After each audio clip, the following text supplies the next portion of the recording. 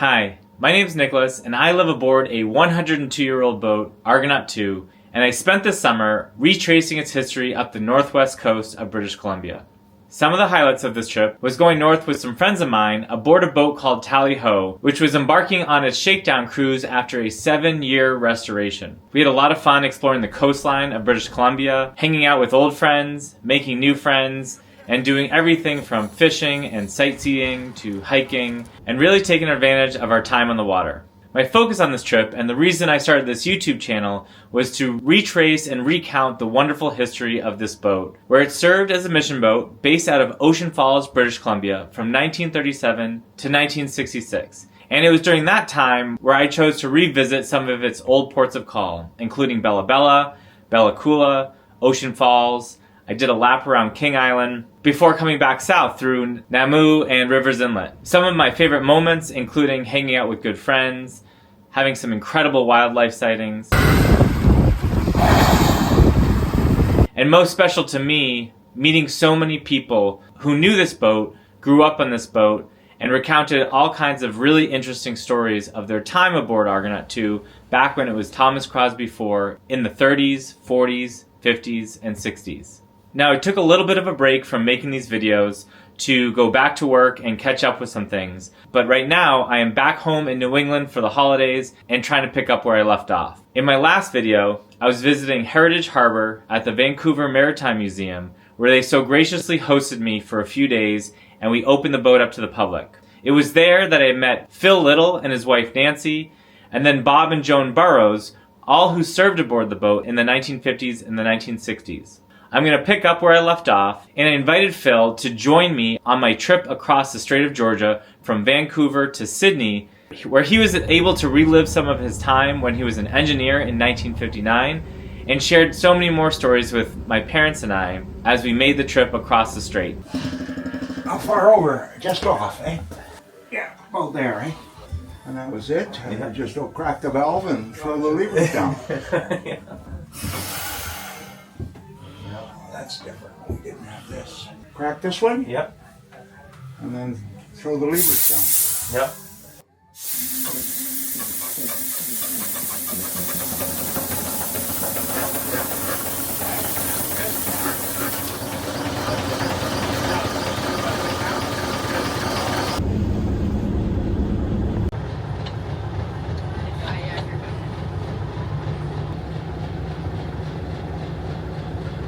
It was so much fun having Phil aboard, and after we dropped him off with the ferry, my parents and I went over to nearby Spencer Spit, where we enjoyed a beautiful sunset on a really special piece of land just across the way from Sydney Harbour.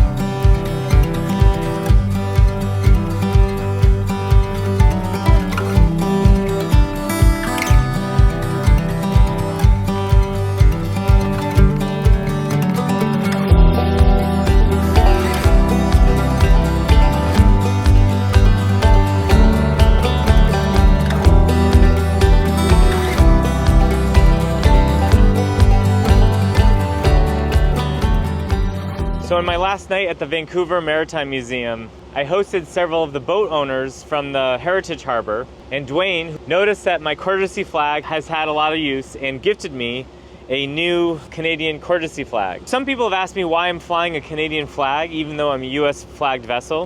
When you're a foreign vessel, a courtesy flag is a flag of the country that you are entering that you hoist on a flag halyard or a spreader if you have a mast in my case, on the starboard side of your vessel as a way to show etiquette as you travel along the coastline of that country. From there, I was making my way to the Victoria Classic Wooden Boat Festival, which is a gathering of nearly 100 boats from all over the Pacific Northwest, and a wonderful event for boat lovers to come together and share a common passion. Here I am coming into the entrance of the harbor with a couple other boats that were making their way to the festival.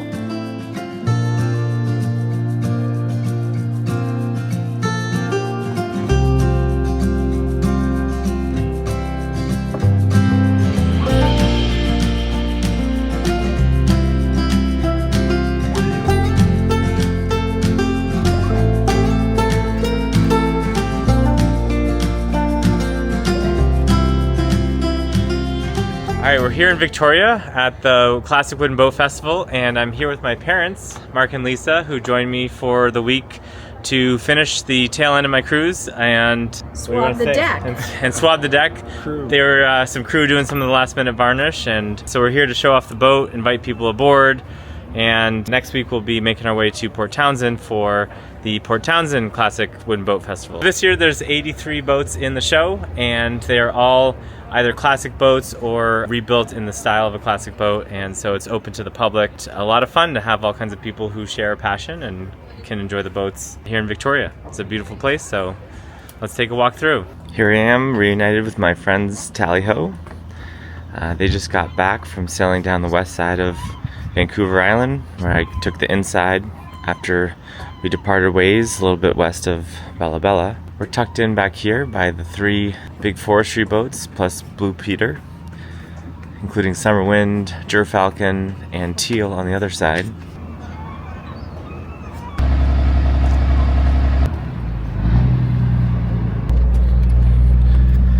There's our friends Deer Leap, who we just met up with in Echo Bay a week ago, way up in the Broughtons. They made their way down pretty quickly, just same as we did. This boat here is Dorothy, who we sailed with back in Cowichan Bay at the beginning of our trip with Tally-Ho.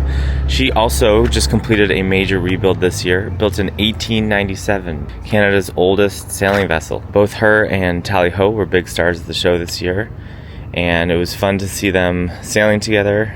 They sailed together yesterday during the race as well. Here's Ferranda, who we ran into in Lagoon Cove earlier this summer, up in the Broughtons. Oh my god, stop it with that little thing. Over here, all the Crisscross and Ed Monk boats, the Lake Union Dream boats, kind of my whole dock and everything from Seattle's out here, which is kind of fun to see neighbors I haven't seen all summer. Here's Glory B, 1914, one of the older motor yachts in the show. This boat here is Messenger 3, which is another mission boat, and just like Argonaut, serviced a lot of the remote lighthouses, canneries, logging operations further in the south on Vancouver Island, whereas Argonaut operated north of Vancouver Island. So one of the coolest boats at the show, I think, was built by a man named Roy, who's a fabricator and actually machined all the individual parts and built a working steam engine. And then he built a boat around it and brought it to the festival for display.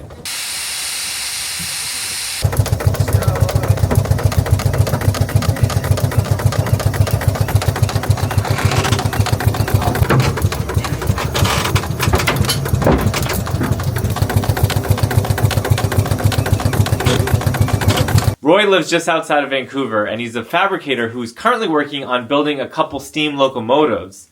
But another project he has ongoing is a 1/12 scale replica of a Gardner diesel engine, the same type of engine that you can find in Argonaut. Throughout the day, we played around on boats, looked at boats, and hung out with boat friends. And one of the first things I did was go on a row with my friend Patty to check out who showed up. Yeah, I want to go on board Blue Peter. Yep, that's a great sunset behind Grillmaster Bob's. What are you doing right now? We're chestering Hamptonshireville sauce.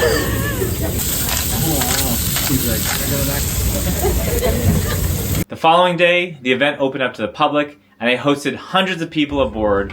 And one of my favorite things about Argonaut II is it attracts so many people who have a history with the boat, and I met even more people who had a connection to share with me. My name is Roland Hardy. My dad got the job as a port engineer. The big diesel engines that you saw, well, he used to run those. It was him and another guy, because they had to do it 24/7, right? My dad got the job. We moved the family up there. That would have been in 1950. I just so enjoyed being at Namly because there was no cars, there was no nothing like that. It was a village, right? And the village brought the kids up. To get my tonsils out, Dr. Darby came on this boat to pick me up and take me back to Bella Bella. We're at the hospital. He took my tonsils out, and then I had the trip back. It's wonderful to meet you, Nicholas. I mean, I love what you're doing, taking the boat back to its roots and allowing people of the area, people like me who actually know the boat, to come back on her again. And I just so appreciate that you're restoring it. You're a caretaker. I love that. And that you're taking such good care of the boat. My name is Bert Fiddler, and I spent some time on this boat when I was a child. To keep me busy, they gave me a can of Brasso and a rag and asked me to work on the brass. I'll never forget the sound of that Gardner 6. That's embedded in my brain. So my name is Carolyn Maines, and my husband Craig, we moved to Port Harbour in 1987. It was May 22nd, 1988, and it was a small wedding, and I maybe a dozen of us were on the fantail, and everybody else was at the dock. About a dozen people on the fantail of the Argonaut, and it was like a perfect day, you know, beautiful, beautiful sunny day, and it was memorable for a lot of people. And my favorite wedding photo was taken on the Argonaut. It was just like a single one of me. It was really special to me to share that experience with Carolyn and have her revisit her past in a little tour through Argonaut. Shortly after, we ran outside to watch something very special that the Victoria Harbour water taxis put on, which is a ballet performance that they put on for the city in the middle of the day on the weekends. I think it's pretty unique to Victoria.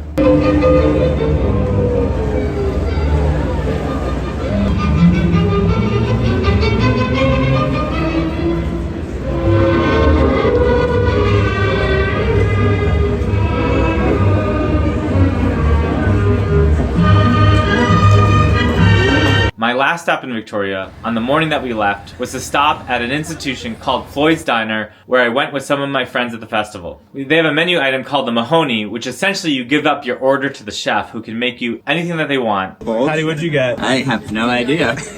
Well, there's like a whole meal underneath this thing. So. And while there is a fixed menu price, you're allowed to double or nothing your order, where they flip a coin. The loon is the tails, the queen's head, okay? And as a result, you either get a free meal or pay double the ticket. What you got? It's a tail!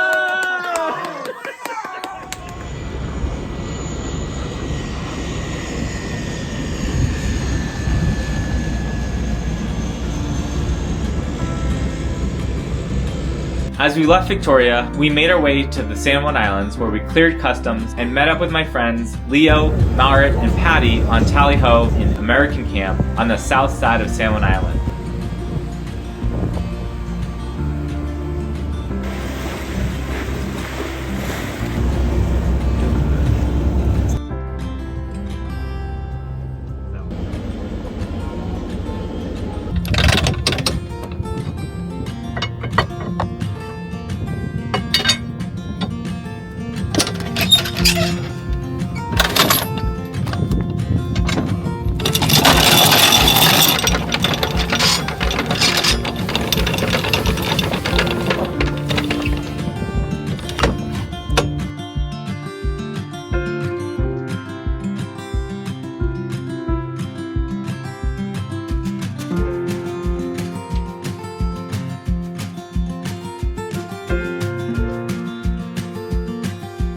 It's one of my favorite anchorages in the San Juans because it's so large you often feel like you're the only one there. And it has one of the most beautiful running paths along a big bluff on the south side that overlooks the strait out to the mountains on the Olympic Peninsula. While we were there, I went on my favorite run along the cliff and we enjoyed a nice evening on the beach.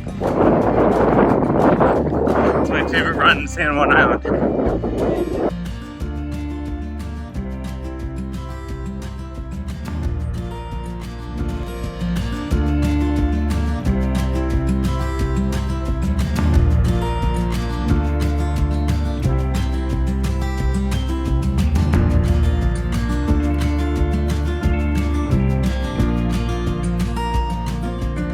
So the Victoria Classic Boat Festival and the Port Townsend Wooden Boat Festival are 1 week apart, and in many cases, boats from one will transit together through the San Juan Islands before making it south to Port Townsend. And the Wooden Boat Society of the San Juan Islands hosts a wooden boat rendezvous in Deer Harbor on the Tuesday of every year, where all the cool old sailboats get together and compete in a very informal race.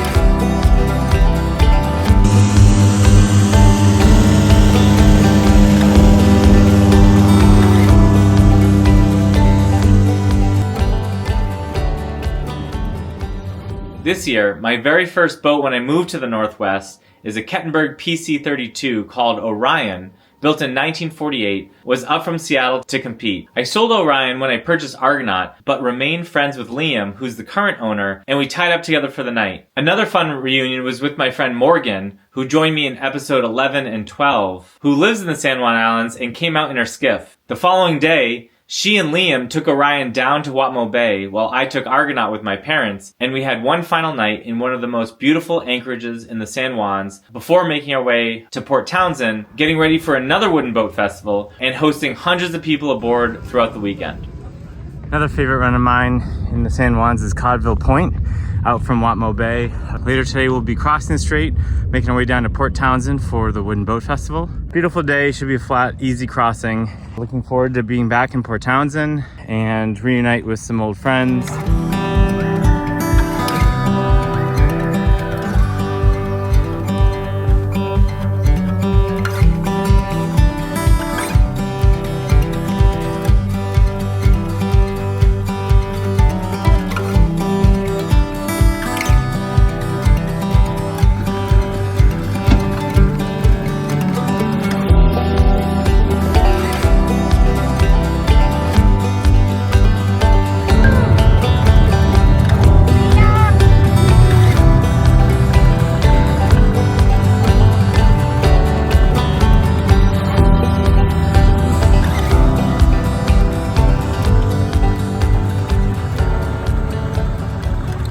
Next time, I'm going to be at the Port Townsend Wooden Boat Festival, where we'll go a little bit more into the boats that are there, take a couple of boat tours, and then I have a couple more episodes left until the end of the trip, and then I'll start getting into some of my winter projects. If you like these videos and want to contribute to the ongoing restoration of this boat, I'd really appreciate any contribution you can make to my Patreon, and I'll link a few different ways to support this project in the description. Thanks again for all of you who do support this project, and I'm excited to pick this channel up again throughout the winter.